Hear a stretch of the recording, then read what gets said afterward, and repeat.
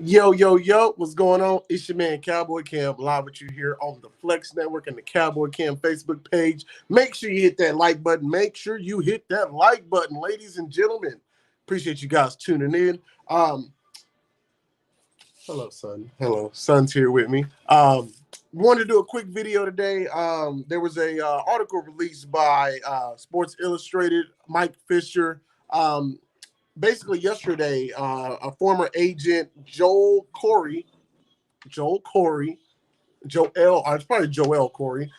He was on 105.3 The Fan, and basically he came out and said, this is basically what Dak Prescott's agent should be asking for. No more, no less. Basically like the starting point. Well, not the starting point, just the ideal contract for Dak Prescott. All right. So he said Dak should be looking for a $60 million signing bonus, $100 million fully guaranteed, which is more than Matt Ryan's fully guaranteed contract. Matt Ryan had got like $94.5 million fully guaranteed, so Dak could get $100 million fully guaranteed, more than Matt Ryan's. Basically, the contract would be a 3-year contract, $41.5 million annually, $41.5 million annually. I think it's like $124.5 million guaranteed. So this is not Dak's agent. This is a former agent saying, basically, this is what Dak Prescott should be asking for. This should be what the contract that Dak Prescott deserves. It's not bad. Now, a lot of you guys are saying that's a lot of money. That's a lot of bread. That's a lot of big numbers thrown out there. $100 million. Man, that's a lot of money. Here's the thing, and for those fans out there that are like, well, how are we going to build around our team with Dak making this much? It's kind of funny how the narrative has changed. It went from Dak needs pieces to win to, oh, we can't pay Dak that much because we got to build the team. But I thought your team was already built. Thought your team was already ready to go. Yeah, that's what I thought. I've been telling from the get-go for the past 4 years that we need a defense. And it's kind of funny when Dak Prescott was cheap, we weren't building on our defense. I mean, we signed some key offensive players, but it wasn't as if we threw out, a boatload of money. They decided to pay, once again, you decided to pay Zeke ahead of Dak. You decided to pay Amari Cooper $100 million, over $100 million. No, not $100 million. Decided to pay Amari Cooper $100 million. DeMarcus Lawrence $100 million. So I don't see, those guys are more important than Dak Prescott is. What's going on with you, Malik? Top dollar, baby. Exactly. Top dollar. And for the fans that are like, once again, the people that are saying sign and trade Dak, you're not trading Dak anywhere that he does not want to go. Dak Prescott is in the driver's seat. He's in the driver's seat. The Cowboys have no choice but to get a contract done because you don't want Dak Prescott at $37 million hard on the cap. The thing about this contract that I mentioned, this contract that this agent brought up, you're able to put Dak at a $17 million cap hit. What? You mean to tell me we can give Dak his money? What's going on with you, Alex? Appreciate you for tuning in. You mean to tell me we can give Dak Prescott his money and get it at a $17 million cap hit? What? If I'm the Dallas Cowboys, this is the ideal situation you want. This is a great contract right here. It's a great contract because it does allow you to sign the key free agents that you may need for this next upcoming season. You got defensive tackle Dalvin Tomlinson, former Giant, great run stopper. All right. You have several safeties out there. Trey Boston just released from the Carolina Panthers. You have Patrick Peterson out there who's open to being a safety. You have Richard Sherman out there who's open to being a safety. So if you're able to get Dak Prescott under contract, that frees up money. And I think a lot of people are thinking, oh, if we sign Dak, that cripples us. No. You want Dak signed because it frees up cap space money. What's going on with you, Chris? We don't know how to pay effectively or do contracts with some sense. We don't. Now, mind you guys, this whole situation has been about the Dallas Cowboys controlling the narrative. Control it. They want to control how Dak gets signed. And Dak Prescott isn't allowing the Cowboys to control the narrative. Remember when Zeke was holding out, the Cowboys took over this narrative and made it seem as if, oh, we got a deal with Zeke. Zeke still got $90 million. Ezekiel Elliott won. But the Cowboys made it seem like they won with the whole, hey, Zeke, remember when Tony Pollard had that great game and they were like, Zeke who? Zeke who? Ezekiel Elliott who? They made it seem as if they won to deal with Ezekiel Elliott. But no, Zeke won. Zeke got his contract. Ezekiel Elliott won. But the Cowboys just want to control the narrative of how it happens. Dak Prescott didn't allow that. Because remember, there were reports of the surgery, the second ankle surgery, and that, oh, he might not be his ankle. There's like a 20% chance that he plays. Meanwhile, Dak was like in like the Dominican Republic in a pool chilling with his now fiance or something like that. Like Dak Prescott has been ahead of the game, ahead of the curve. He hasn't allowed the Cowboys to control the narrative necessarily. And so you got to get this man signed. All right. What's going on with your Ish? Hold on. I got your comment. Cowboys are just, mind you guys, Ishmael is a Giants fan. Cowboys are just poo. It's a curse. But he's not worth that much to me for him to play how he plays. He's not that mobile or that great. Him and Zeke definitely started to fire. The Cowboys haven't picked up but $100 million. I don't see it. I want to get this picture across to people. Because a lot of guys like tend to keep putting like Drew Brees, and I guess you can put Brady in your top 5 if you want to. But outside of Drew Brees and Brady and Rodgers, there's not the court like the future for the quarterback position is bright, but NFC wise, Dak Prescott, Kyler Murray, in the NFC. Am I forgetting somebody in the NFC? I'm talking young quarterback at that. Young quarterback wise, it's kind of Dak Prescott and Kyler Murray. All the good, the great the younger quarterbacks are in the AFC. You got Lamar Jackson over there. You got Josh Allen. You got Patrick Mahomes, of course. Justin Herbert, if you want to throw him up there. Deshaun Watson. Who else? Somebody I'm missing. Which one is the guy like? Joe Burrow, possibly. Yeah. You got several young quarterbacks in the AFC, but in the NFC wise, it's kind of Dak and Kyler. Like, that's the future of the NFC. So, and I know what you're saying is that's a lot of money. $100 million is a lot of money. This $41.5 million contract in 2 years is going to be a deal. It's going to be a bargain. Like, imagine if you would have signed Dak Prescott 2 years ago, though, at 31 million, 32, 33, maybe, or offered him the 37 2 years ago. Good Lord. You still got Dak Prescott on a deal. You got him on you're winning. You got him on a deal. But the Cowboys have dragged their feet. I'd take him over Daniel Jones, though, for it. No, Daniel, I don't know. I don't have any comments about it. I don't know. Daniel Jones confuses me, dog. It confuses me. Daniel Jones on the come up. Oh God, Lonzel, you're a Giants fan too? Disgusting. Disgusting. I don't know about Daniel Jones. But they're not happy with their offense with remember when we were blaming Dak Prescott for the offense when Jason Garrett was here? All the curl routes and stuff like that. Well, the Giants are they're unhappy with their offense because Jason Garrett's running their offense and they run a bunch of curls and there's no creativity. So, wow. I just gotta say that. Wow. And so now I want to get to my my top 10 cornerbacks in the NFL draft. I've been seeing a lot of mock drafts. I've been talking to a lot of people. Who are we gonna pick at 10? My opinion, I'm going best player available, especially if I'm able to sign Dak Prescott, sign some key free agents. When you sign key free agents, it allows you to pick the best player available in the draft. You're not forced to reach at a position. Now, mind you guys, basically the top players in this draft are all offensive players. Now, it's a good keyword, good, like strong emphasis on good. This is a really good defensive draft.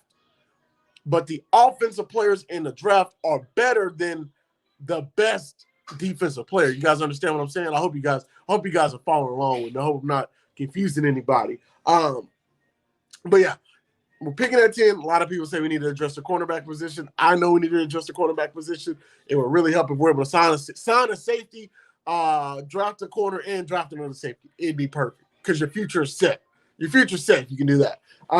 So here are my top 10 corners. Now, mind you, these are my top 10 corners. These might not be everybody's top 10 corners, but one thing I do not do is I don't necessarily follow everyone's like the hype. I don't follow the hype. I do my own research. I watch my own film. I make my own analysis.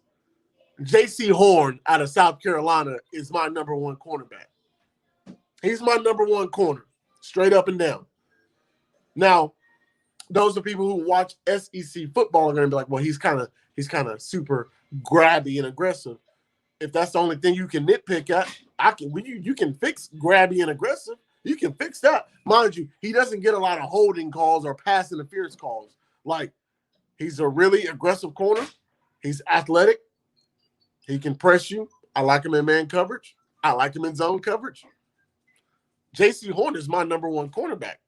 And if I'm at 10, I'm taking him. Take your guy. But if I had pick number 10, I'm taking J.C. Horn. My next cornerback, Kelvin Joseph out of University of Kentucky. Now. He is one of those teammates that he's a rapper on the side, guys. I ain't gonna lie to y'all. He's a rapper on the side. I think he's been in trouble for weed before, but weed's legal in the NFL now. So he opted out of a bowl game, and his coaches were just like, be gone. But besides those things, Kelvin Joseph can play. That's one thing he can do is play. You know, I think J.C. Horn's a better tackler than he is, of course. But coverage-wise, look here, Kelvin Joseph can play man coverage, zone cover three. Doesn't matter. He going to cover it. Kelvin Joseph is going to cover it. All right? And now I know a few of you guys are thinking, what about Farley? What about Surtain? Well, to me, Horn and Joseph are more athletic than Patrick Surtain. I'm an Alabama fan once again. I'm an Alabama fan. Horn and Joseph are more athletic than Surtain. Horn, Joseph, and Surtain are better at the corner position than Farley. All right? So I have Patrick Surtain coming in at number 3 on my list. He's my number 3 rated corner in the draft. Like I said, he's very fundamental. He does everything you want him to do. But is he as athletic as these other guys? There is no guarantee. I mean, he's not. He's not as athletic as Horn and Joseph, who I believe will probably run better 40 times, probably better shuttle times. But one thing about Surtain is I can trust him to be where he's supposed to be in zone coverage. You won't see him confused in coverage. He'll know what he's doing out there. So that Surtain's my 3rd rated corner. My 4th rated corner is Caleb Farley out of Virginia Tech. A lot of people are saying, that's their number 1 corner. I don't know. He helped himself by holding out. He opted out this season. He helped himself.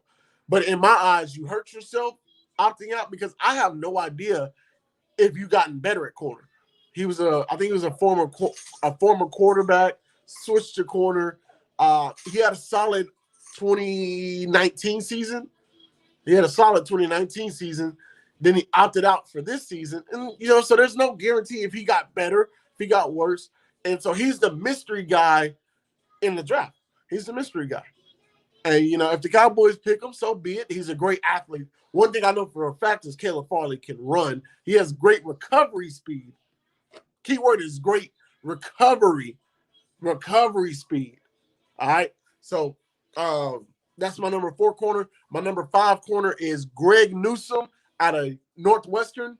The thing with Northwestern's a tricky school. Because they don't put their guys in bad positions, to not be great or to look bad. And so Greg Newsom played a lot of cover 3. I'm talking like deep cover 3, bro. Like you're not getting behind him no matter how fast you are. He played a lot of deep cover 3, but he's really athletic. I believe he can play. I think he can play some man coming into the NFL. I think he's more than just a zone corner. I think he's more than just a basic zone corner. I think he can excel at the next level. Just Northwestern plus, held him back a little bit, because they play so conservative. They don't want their guys looking bad. They don't want their guys getting beat. All right. So I got Newsom at 5. That's my 5 right there, my top 5 so far. Number 6, Elijah Molden, University of Washington.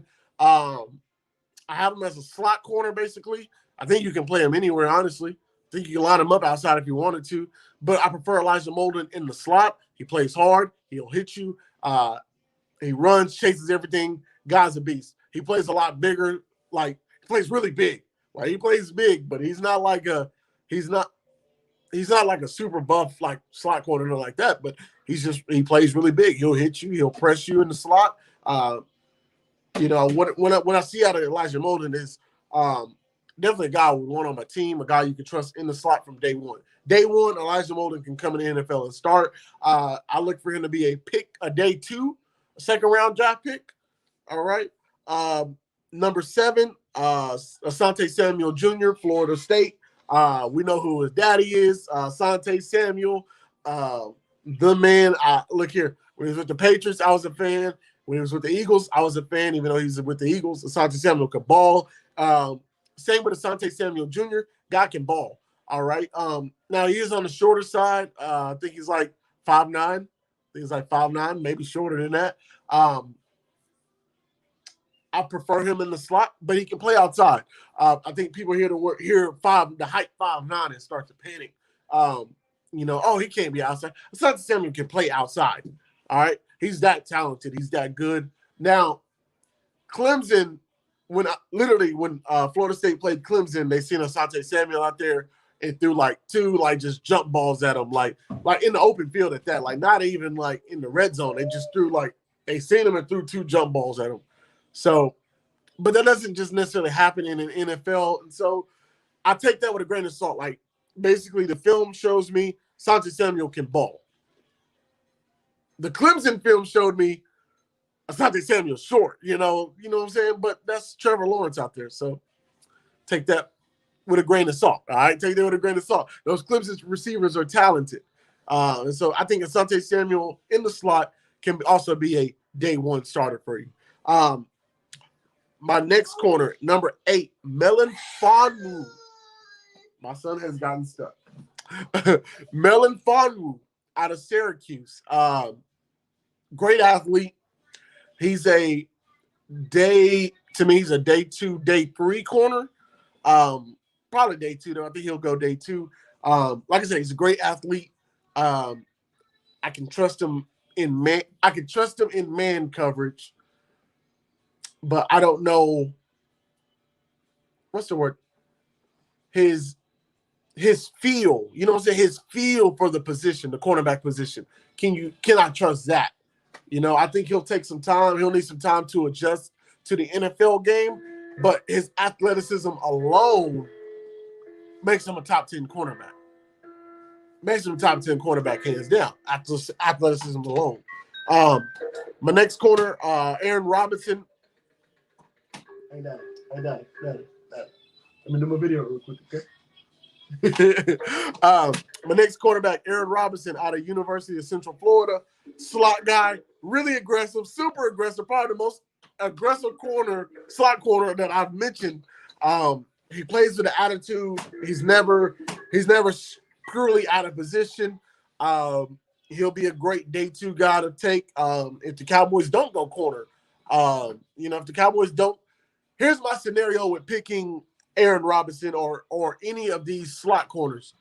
If the Cowboys re-sign Chidobe Awuzie, you address your safety position with a free agent safety, I'm cool with taking one of these guys day 2. Because then you'll just draft best player available day 1. And then my favorite guy, Parson Adibo out of Stanford. I've had my eye on him since last season. I had my eye on him since last season. Watching him at Stanford, super he's a long, rangy guy. Can play zone coverage, deep thirds very well, cover 2. He's really long though, so sometimes in man coverage he looks a little odd. If he has to break down or things like that. So just some things he needs to work on. I would be getting real nitpicky. I'd be getting real nitpicky, breaking down all 10 of these guys, because all 10 of these guys are going to be really good in the NFL. They're going to be day 1 ready to go, starters. And so yeah, that's my top 10 list, guys. Horn, J.C. Horn, Kelvin Joseph, Patrick Surtain, Caleb Farley, Gregory Newsom, Elijah Molden, Asante Samuel Jr., Melon Fonwu, Aaron Robinson, and Parson Adibo. Those are my top 10 quarterbacks. I just want to do this quick video real quick. It's been about going on almost 30 minutes now. I don't want to hold y'all for too long. These are just my top 10 cornerbacks. All right. Make sure you guys hit that like button on this video. All right. This is just more than Dallas Cowboys content. All right. These are my top 10 corners in the draft. But there's still more film to go watch, guys. It's only February, man. It's only February. So I still got more guys I got to go cover. I'll probably be dropping my top 10 linebackers in the draft. And I'll probably end up doing a top 10. I'll probably do a top 10 interior lineman, top 10, and then another video on my top 10 edge players. Probably do that. I don't think I need a top 10 wide receiver list, but if you do, let me know. Make sure you comment. Let me know if you want your top 10 receivers. I can do that. All my top 10 quarterbacks. I can do that. I got it all, baby. So yeah, I appreciate y'all tuning in with me. Once again, make sure you hit that like button. It's your man, Cowboy Cam, live with you here on the Flex Network and the Cowboy Cam Facebook page. Spend all my time, y'all. Peace.